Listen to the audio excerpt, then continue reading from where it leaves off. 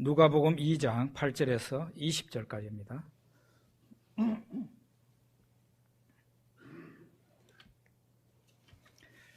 같이 읽어보겠습니다. 그 지역의 목자들이 밤에 밖에서 자기 양떼를 지키더니 주의 사자가 곁에 서고 주의 영광이 그들을 두루 비추매 크게 무서워하는지라. 천사가 이르되 무서워하지 말라. 보라, 내가 온 백성에게 미칠 큰 기쁨의 좋은 소식을 너희에게 전하노라. 오늘 다윗의 동네에 너희를 위하여 구주가 나셨으니 곧 그리스도 주시니라. 너희가 가서 강보에 쌓여 구유에 뉘어 있는 아기를 보리니 이것이 너희에게 표적이니라 하더니 호련히 수많은 천군이 그 천사와 함께 하나님을 찬송하여 지극히 높은 곳에서는 하나님께 영광이요 땅에서는 하나님이 기뻐하신 사람들 중에 평화로다 하니라. 들이 떠나 하늘로 올라가니 목자가 서로 말하되 이제 베들레헴으로 가서 주께서 우리에게 알리신 바 이 이루어진 일을 보자 하고 빨리 가서 마리아와 요셉과 구유에 누인 아기를 찾아서 보고 천사가 자기들에게 이 아기에 대하여 말한 것을 전하니 듣는 자가 다 목자들이 그들에게 말한 것들을 놀랍게 여기되 마리아는 이 모든 말을 마음에 새기어 생각하니라. 목자들은 자기들에게 이르던 바와 같이 듣고 본 그 모든 것으로 인하여 하나님께 영광을 돌리고 찬송하며 돌아가니라. 아멘. 온풍기를 좀 꺼도 될 것 같습니다. 이름도 없이 빛도 없이 라는 말을 우리가 자주 합니다. 이름도 없이 빛도 없이. 사람이 알아주지 않아도 괜찮다.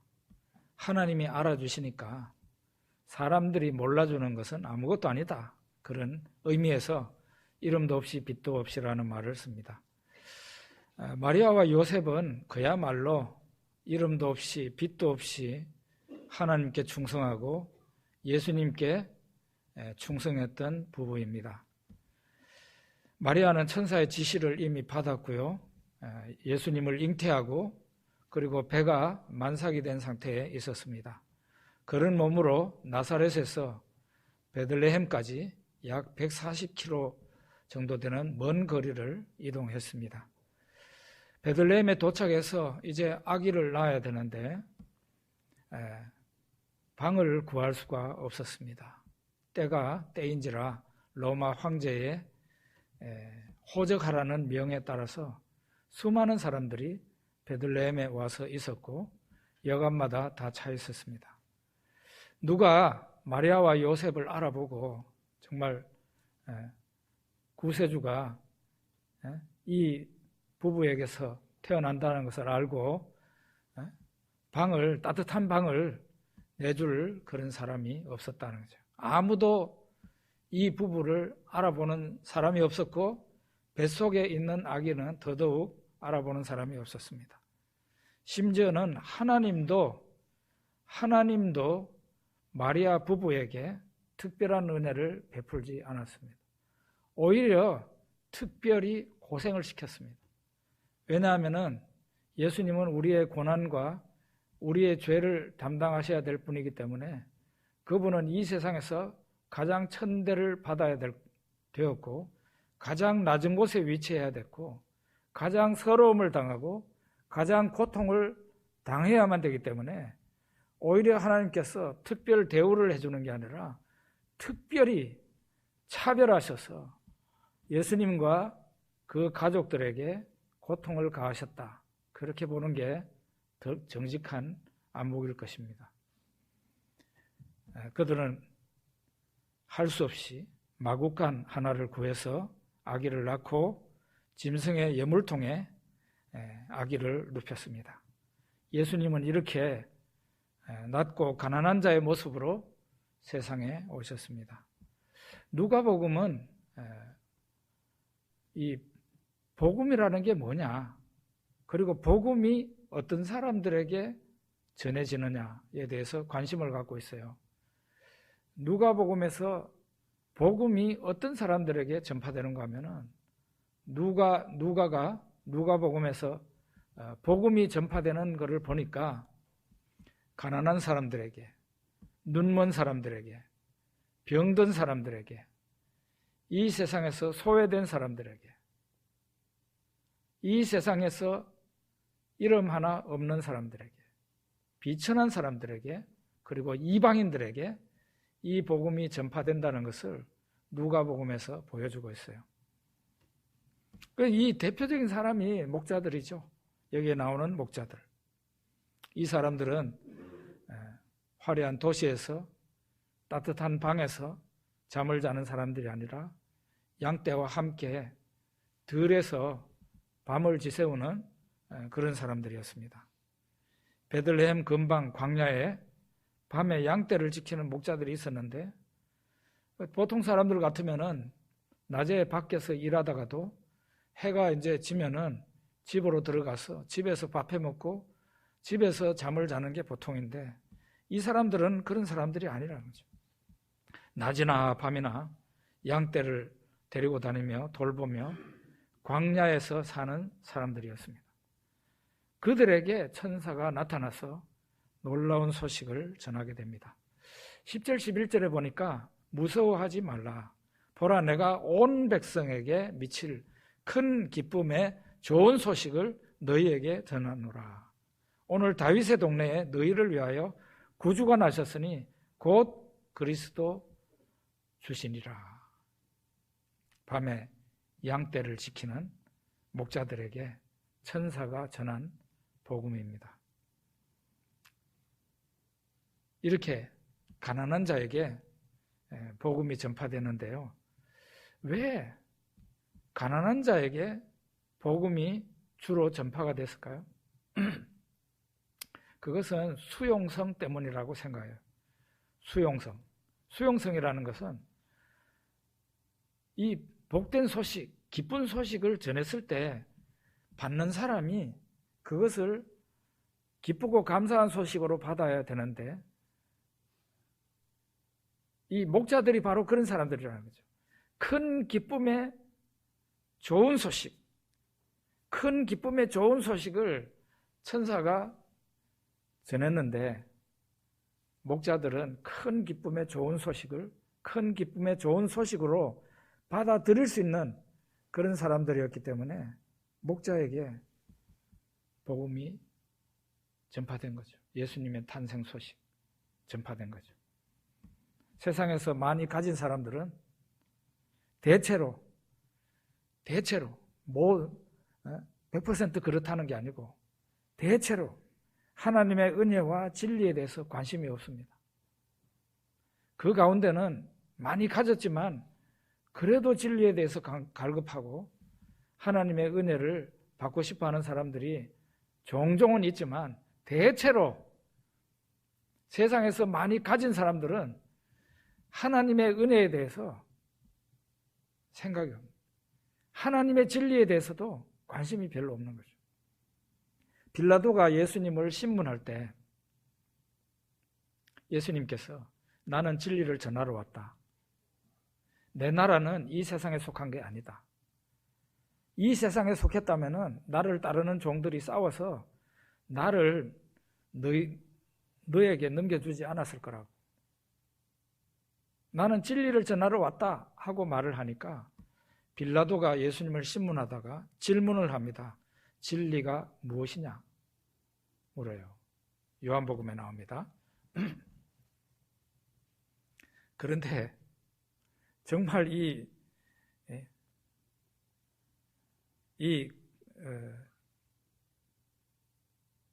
성질이 사납고 앞뒤 안 가리는 이 로마의 총독 빌라도가 흉악하다고 소문나 있었던 이 빌라도의 입에서 마치 고결한 철학자가 하는 질문 같은 그런 질문을 한 거예요.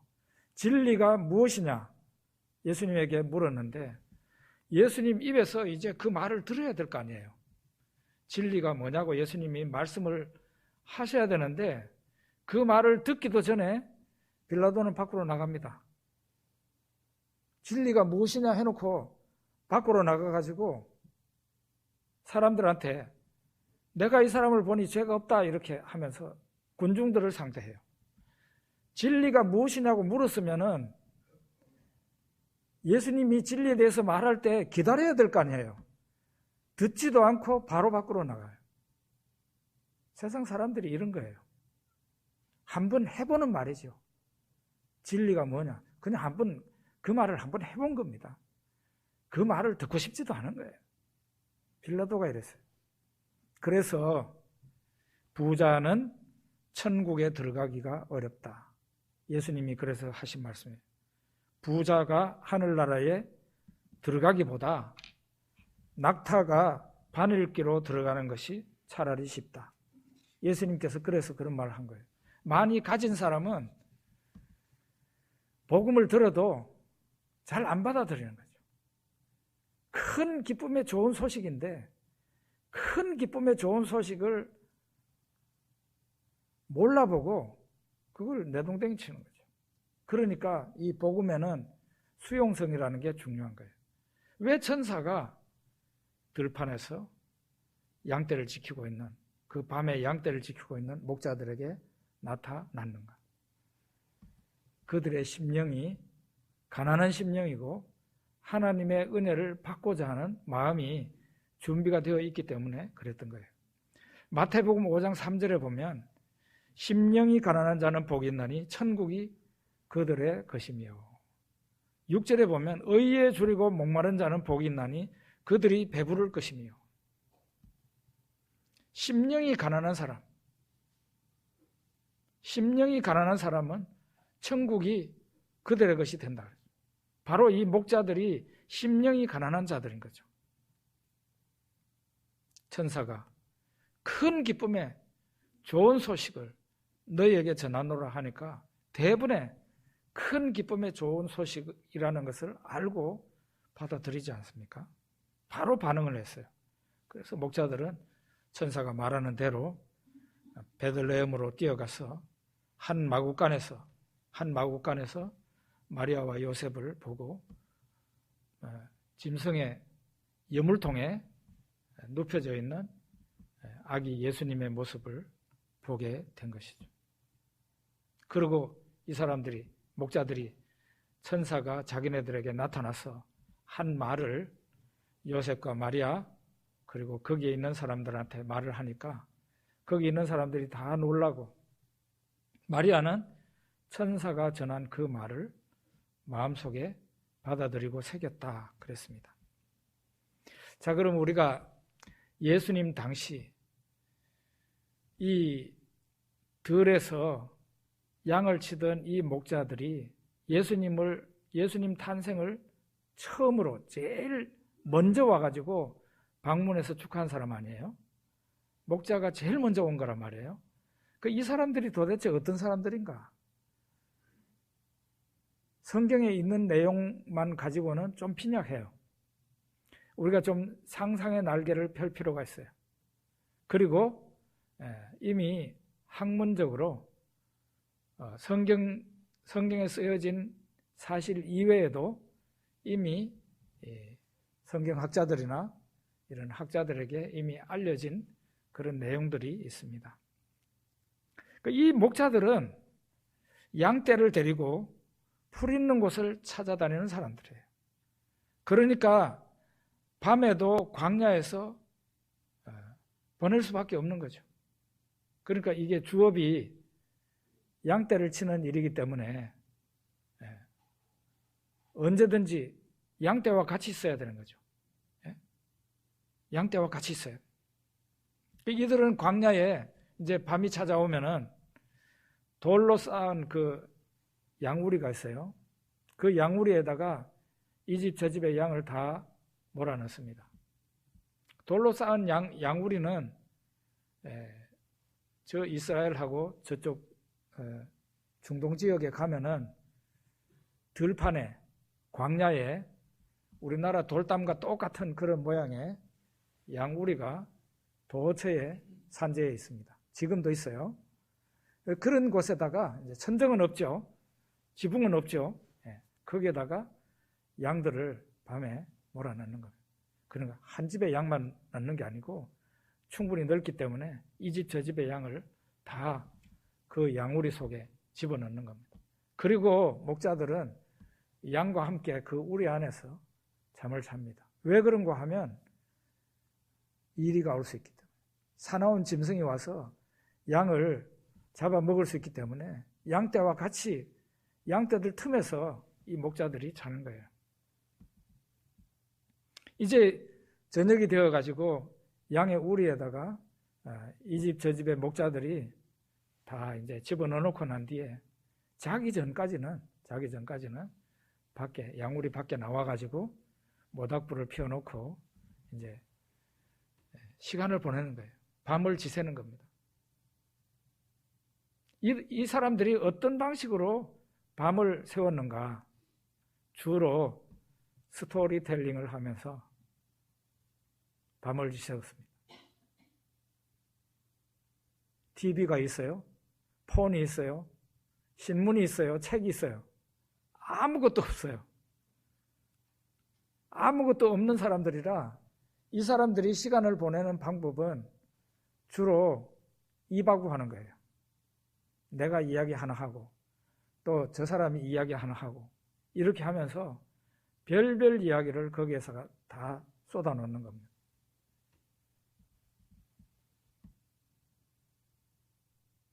그러면은 이 목자들이 나눈 그 이야기의 주된 메뉴는 뭐였을까? 주된 메뉴는 당연히 성경 이야기고 또 하나의 메뉴가 있었습니다. 그게 뭔가 하면은 묵시문학이라는 거예요. 묵시문학은 처음 들었을 수도 있습니다, 여러분들이. 성경 이야기와 그 다음에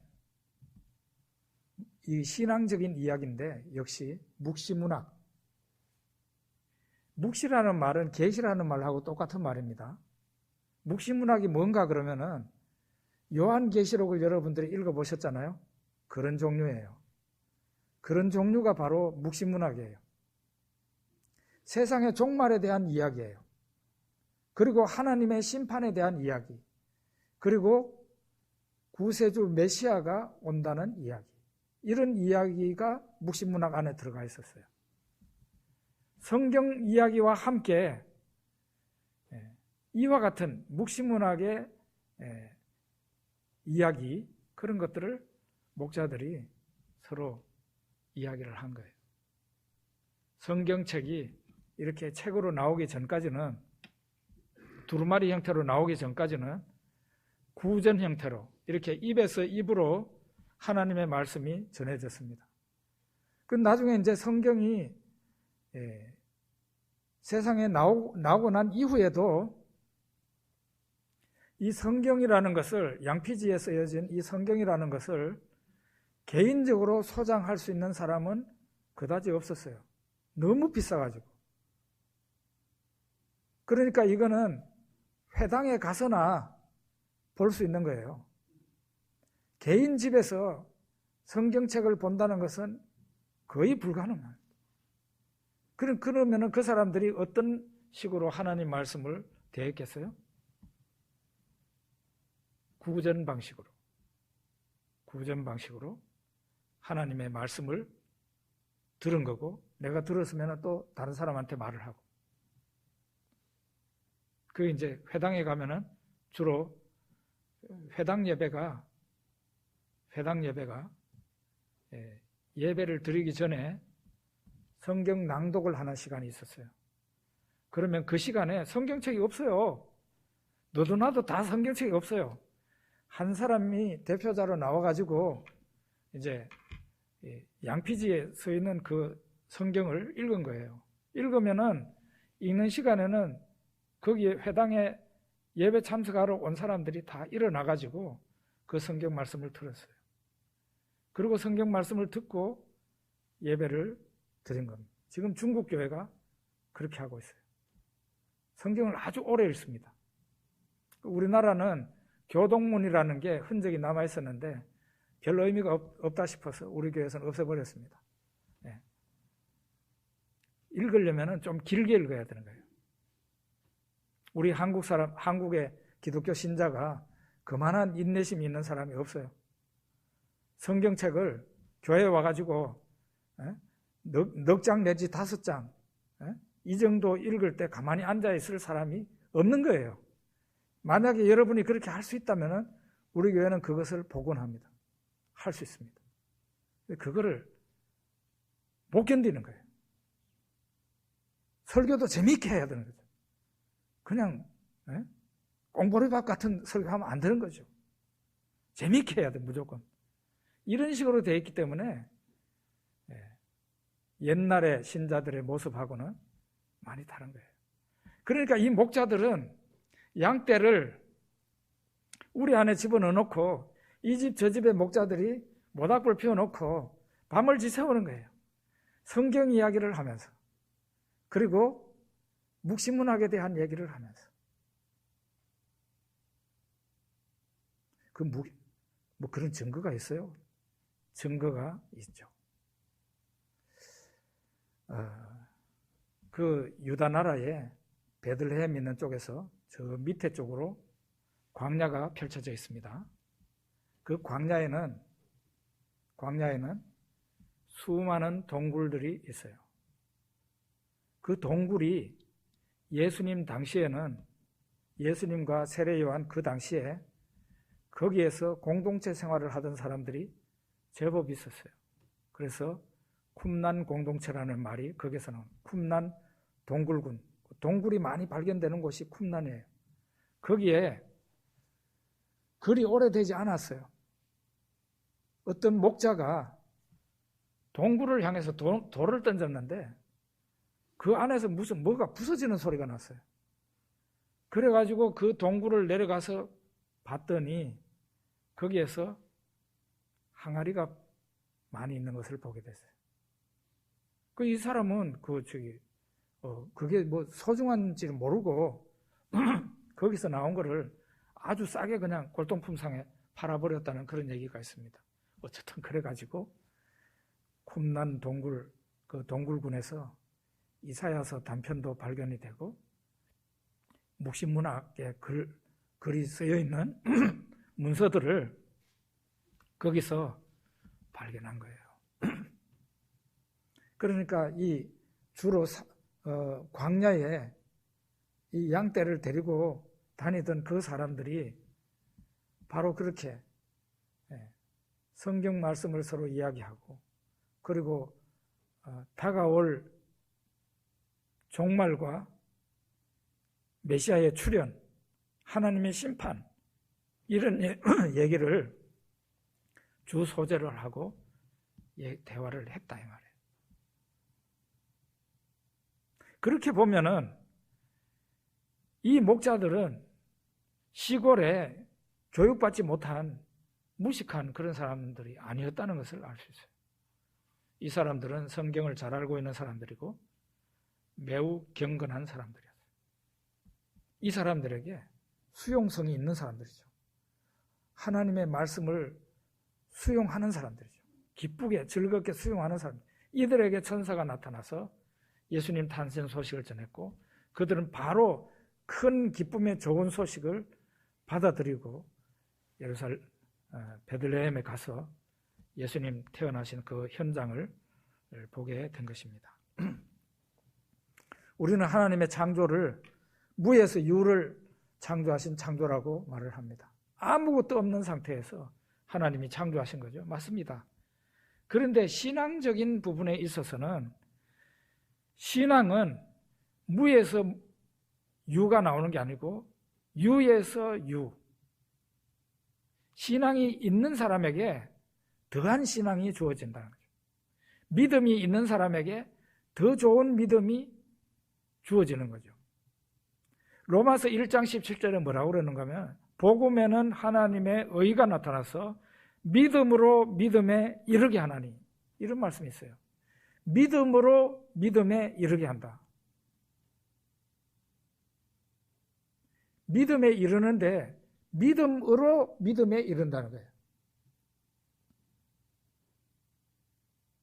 하나님의 말씀을 듣고 믿는 사람에게 그 사람에게 더 많은 은혜가 주어져서 더 잘 믿게 된다는 거죠. 그런데 하나님의 말씀을 들으나 회개하지 않고 받아들이지 않는 사람은 그가 받은 것조차도 다 빼앗겨버리는 거죠.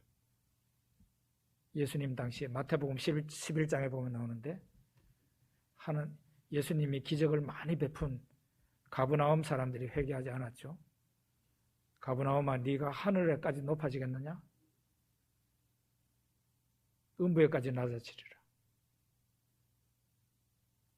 심판날에 소돔과 고모라 사람들이 너보다 덜 할 거다. 예수님이 그런 말씀.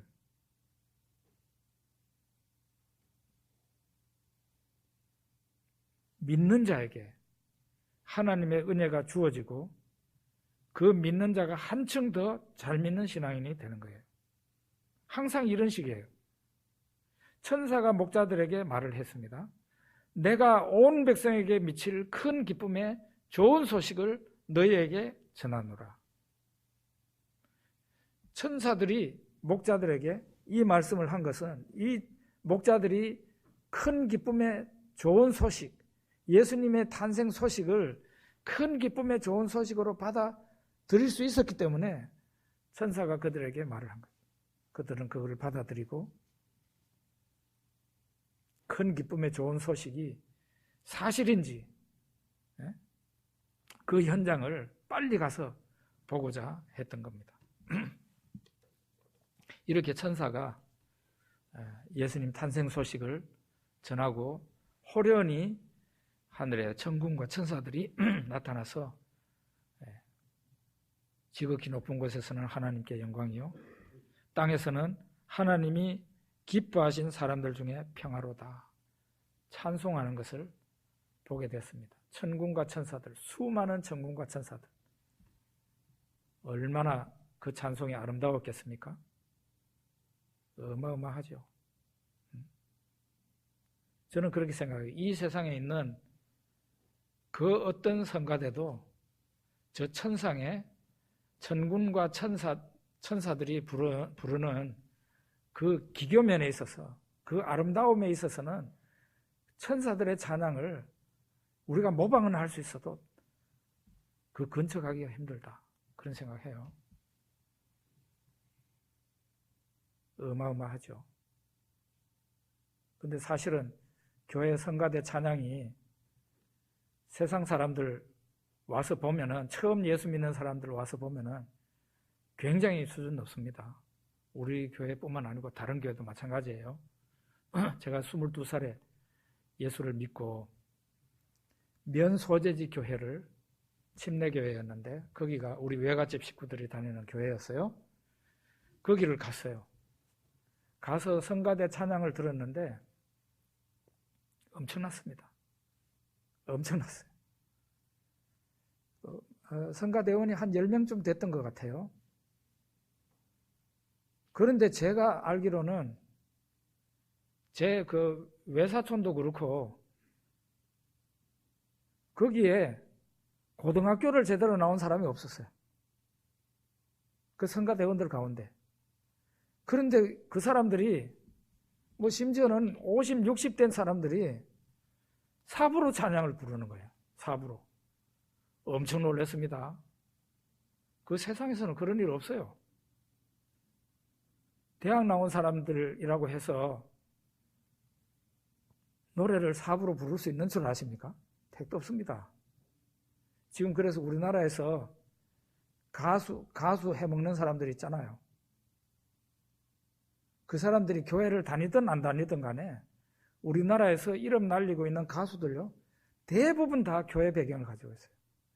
교회에서 이렇게 음악성을 길러가지고 밖에 나와가지고 가수하고 있는 거예요. 성아무개라고. 그 사람 완전 주당이거든요. 성시경 씨. 그 사람 주당이거든요. 제가 영상을 보니까 주당이라 그러더라고. 이 사람 그 사람 수를 이기는 사람이 없다네. 그런데 그 사람도 얼마 전에 박진영 씨가 요즘 예수 믿고 막 엄청 달아올라가지고 만나는 사람들마다 이제 전도를 하고 있거든요. 그래서 이제 얘기를 하니까 이 사람이 실토를 하는 거예요. 나도 가수로 데뷔하기 전에 교회에서 노래 불렀다고. 다 그렇게 해가지고 밖에 나오는 거예요. 그만큼 교회에 음악적인 수준이 높은 거예요. 바깥에서 처음 믿는 사람 오면은 엄청 놀랍니다. 아니 이거를 사부로 부를 수 있다니 대단히 놀라죠. 천사들의 찬양보다 더 오묘하고 아름답고 깊은 노래를 기교적으로는 찾기가 쉽지는 않을 거예요. 성가대가 비슷하지만. 그런데 그 천사들의 찬양에는 아름답게는 들리지만 그 가사에는 회개도 없고 눈물도 없고 구원에 대한 감격과 감사는 없는 겁니다. 천사들이 볼 때에는 하나님과 그리고 이 세상에 구원받은 사람들 간의 일이에요. 천사는 제3자예요. 말하자면 남의 집을 보는 거하고 똑같은 거죠. 남의 집에 좋은 일이 생긴 거죠. 그러니까 엄청 보는 사람도 기분이 좋죠. 천사들은 사실 이런 입장이에요. 하나님이 사람들을 위해서 행하신 어마어마한 일을 보고 놀라고 찬송을 한 거예요. 지극히 높은 곳에서는 하나님께 영광이요, 땅에서는 기뻐하심을 입은 사람들 중에 평화로다. 천사들은 다 알죠. 성자 하나님이 마리아의 뱃속에 있다가 아기로 태어난 거를. 그것을 알기 때문에 하나님이 행하신 어마어마한 일을 보고 놀라면서 하나님을 찬양합니다. 지극히 높은 곳에서는 하나님께 영광이요, 땅에서는 기뻐하심을 입은 사람들 중에 평화로다. 이 가사를, 이 찬송가 가사를 목자들이 들은 겁니다. 목자들이 듣고 그 들은 것을 마리아와 요셉한테 얘기해줘. 마리아가 아주 오랜 후에 이방인인 이 사도 바울의 제자인 누가를 만나서 그때 천사의 찬양 가사를 얘기해 준 거죠. 그러니까 여기에 썼을 거 아니에요. 에베소에서.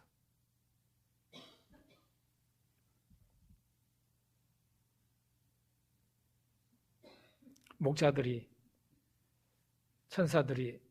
천군 천사들 찬양이 끝나고 바로 베들레헴으로 달려갔습니다. 가서 보니까 한 집에 마구간이 있는데 거기에 마리아와 요셉과 아기가 있었습니다. 아기가 짐승의 여물통 위에 보자기에 쌓여서 누워 있었어요. 너무나 놀라운 일이죠. 하나님의 아들 예수님이 이렇게 세상에 오신 거예요. 이 세상에 그 어떤 사람도 이런 식으로 오는 사람은 잘 없습니다. 예수님은 그렇게 태어나셨어요. 천사들이 이 목자들에게 한 말을 목자들이 마리아와 요셉과 거기에 있는 사람들에게 전해주었어요. 그리고 이 천사들이 돌아가는데 20절에 보면 그들이 하나님께서 행하신 일로 인해서 하나님께 영광을 돌리고 찬송하며 돌아갔다 그랬어요. 하나님께 영광을 돌렸다는 이게 구체적으로 어떻게 했다는 거예요? 이거는 하나님이 하신 일이야, 이런 얘기예요. 하나님이 엄청난 일을 하셨네. 하나님이 정말 놀라운 일을 행하셨네. 그런 얘기를 하면서 돌아갔다 이 말이에요. 그 영광을 돌리는 거예요. 우리가 왜 하나님의 은혜로 병 고침을 받는다. 하나님의 은혜로 기도 응답을 받는다. 그랬을 때 하나님께 영광을 돌리잖아요. 그게 하나님이 나에게 이런 일을 하셨습니다. 그게 바로 하나님께 영광을 돌리는 거예요. 하나님이 이 세상에 아기로 탄생하셨다? 이거는 어마어마한 일이에요. 그러니까 하나님이 정말 온 세상이 놀랄 어마어마한 일을 행하셨구나. 하나님이 아기로 태어나다니 어마어마하구나. 이런 말을 하면서 막 감격에 겨워서 찬송을 부르면서 돌아갔다는 얘기예요. 천사들의 찬양은 기교면에 있어서는 아름답기로 치자면 이 세상에 그 어떤 사람이 천사의 찬양을 따라가겠습니까?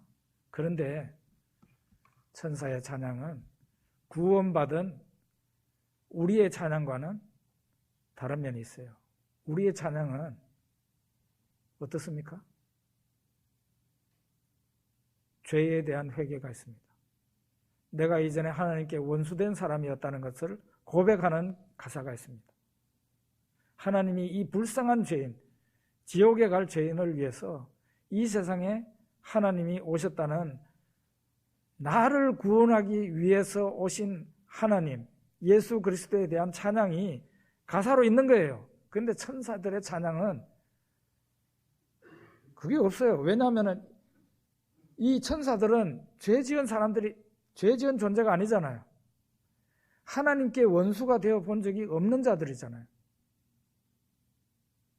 죄를 지어가지고 지옥에 갈 뻔한 그런 존재가 아니잖아요. 그들은 죄 지은 적이 없는 순진무구한, 무결한, 깨끗한 영들입니다. 그러니까 그들은 자기네가 죄 지은 적이 없는 거예요. 그런데 우리는 어때요? 죄인의 자녀로 태어나서 죄를 밥 먹듯이 호흡하듯이 죄를 짓고 정말 하나님이 우리에게 긍휼을 베풀어 주시지 않았더라면 우리는 지옥에 갈 수밖에 없는 그런 운명에 처한 사람들이었잖아요. 그런 우리를 위해서, 우리를 건져내기 위해서 하나님이 친히 사람이 되셔서 아기로 이 세상에 태어나셨다. 이거는 어마어마한 일이 이 지상에서 일어났다는 거예요. 목자들은 그 현장을 보고, 하나님이 세상에 오신 그 현장을 보고 하나님께 영광을 돌리며 찬송하며 돌아갔다 그랬습니다. 여러분과 저는 목자들과 같은 심정으로 이 세상을 살아가고 있는 자들입니다. 하나님 앞에 영광을 돌리며 이 성탄 시즌을 보냈으면 합니다. 기도하겠습니다.